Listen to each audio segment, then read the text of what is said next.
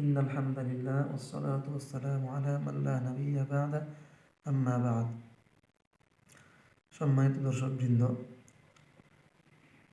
আজকের আমাদের আলোচনার বিষয়বস্তু হচ্ছে কোন কোন কারণে রোজা ভেঙে ফেললে, রমজানের রোজা ভেঙে ফেললে কোন কোন কারণে কাজা এবং কাফারা উভয়টি আদায় করতে হবে। কাজা এবং কাফারা উভয়টি আদায় করা ওয়াজিব হয়ে থাকে। সম্মানিত দর্শকবৃন্দ,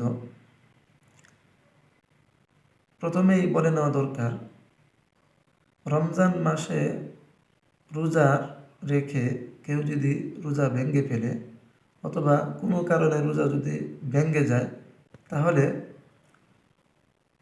কয়েকটি বিষয় এমন আছে যে সকল বিষয়ের কারণে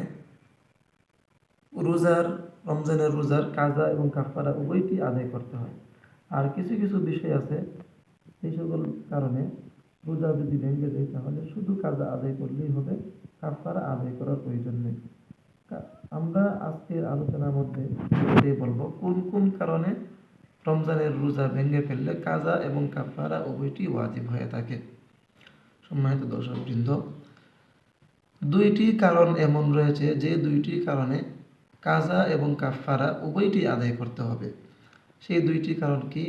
এক নম্বর হচ্ছে, রমজানের দিনে রোজা রেখে কেউ যদি ইচ্ছাকৃতভাবে পানাহার করে, রমজানের দিনের বেলায় রোজা রেখে কেউ যদি ইচ্ছাকৃতভাবে পানাহার করে, তাহলে তার উপর কাজা এবং কাফারা উভয়টি ওয়াজিব হবে।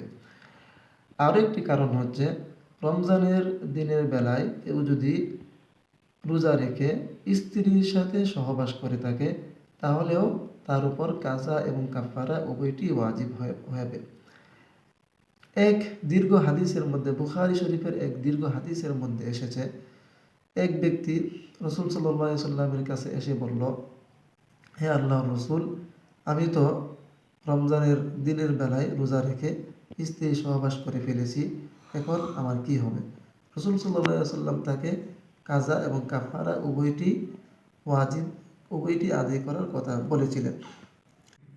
এখন আমাদের জানার বিষয় হচ্ছে, রমজানের রোজার কাজা এবং কাফারা কীভাবে আদায় করব, অথবা কাফারা আদায় করার বিধান কি।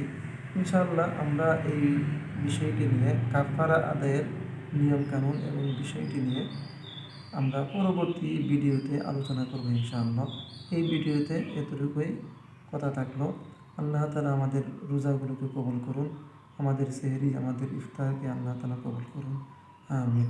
আমাদের কোনো বিষয়ে আমাদের কাছে যদি জানার প্রয়োজন থাকে, কোনো মাসআলা মাসাইল, রমজানের কোনো মাসআলা মাসাইল অথবা অন্য কোনো বিষয়ে যদি জানার জন্য কোনো প্রয়োজন যদি আপনাদের থাকে, তাহলে আমাদেরকে জানাবেন। ইনশাআল্লাহ আমরা এটার সমাধান দেওয়ার চেষ্টা করব ইনশাআল্লাহ। আল্লাহ তাআলা আমাদের কবুল করুন।